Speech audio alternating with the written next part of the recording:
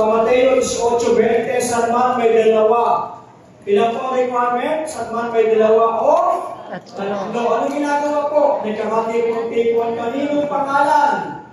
Pangalan ni Kaninong Jesus. pangalan? Pangalan ni Jesus. Jesus. Ang ating Panginoong Jesus. Ang mga pangako ng Panginoon, ako ay nasa kanilang paligidnaan. And this morning, naniniwala po tayo, kapag narito ang presensya ng Diyos, alam po natin na may nakalaang himala ang Diyos sa buhay ng bawat isa. Do you believe that? May nakalaang mga answer prayer and Lord breakthroughs. May nakalaang comfort, courage. May nakalaang mga biyaya o papala sa buhay ng bawat isa. Amen? Sabi ng Matthew chapter 6 verse 33, seek ye first the kingdom of God and His Righteousness. and all these Things.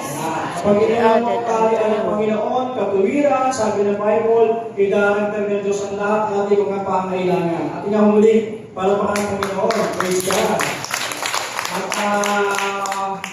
ano man pong sitwasyon, sabi ng Ayub, ano man sitwasyon at pagkakataon. Yan po ba? So, iba't iba ang mga emosyon, ating nararamdaman sa umaga po ito, pero huwag natin pahayaan ang kaaway po ay mga gawa sa buhay mo ng bawat isa.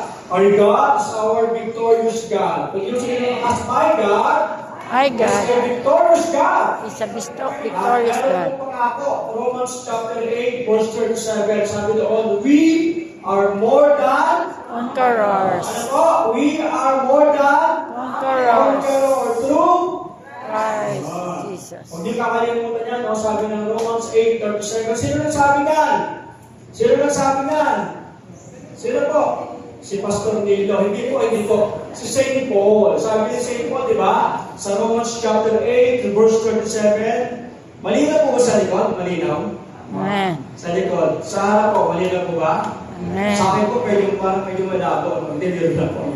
Sabi ni St. Paul, we are more than conquerors through Christ Jesus. And habang po sa ating pong team for the month ng May, nasa kaligtaan na po tayo, no? After po ng May ay June, at malapit na ho ang September at December. Christ, righteousness is the answer, and meron siyang subtitle na Redeeming Our Nation. At sa umaga po ito, ang ating pong pag-aaralan ay we will give the glory, praising the glory of the righteous one. Sa inyo ho nakas, righteous one. The Pag righteous sinabing righteous one, sino ho ang naging isang matuwid, banal, at nagbawal sa atin ng ganyan. Sino po? Walang iba kundi ang ating pong Diyos. Amen po ba? Ang ating pong nag-iisang matuwid at makapangyarihan Diyos. We will give the glory. Ibabalik po natin ang lahat po ng karangalan, pagsamba, papuri sa ating pong Diyos na buhay who is in control of everything. Nanalangin po tayo ng nakaraan.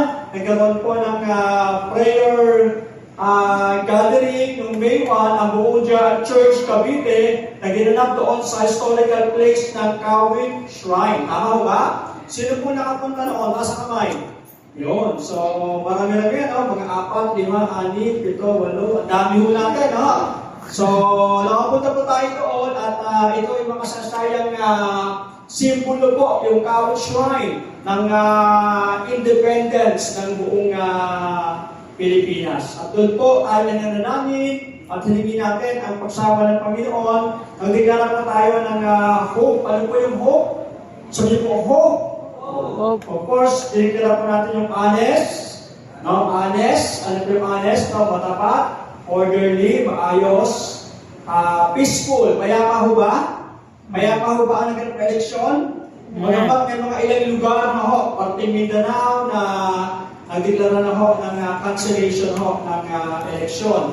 May mga balota na nawawala. So, hindi talaga siya 100% na peaceful. May mga ilang lugar. Pero salamat sa Diyos dahil sa is. Amen po ba? Noong nakaraang Monday, sino po ito yung bumoto? Taas ang kamay.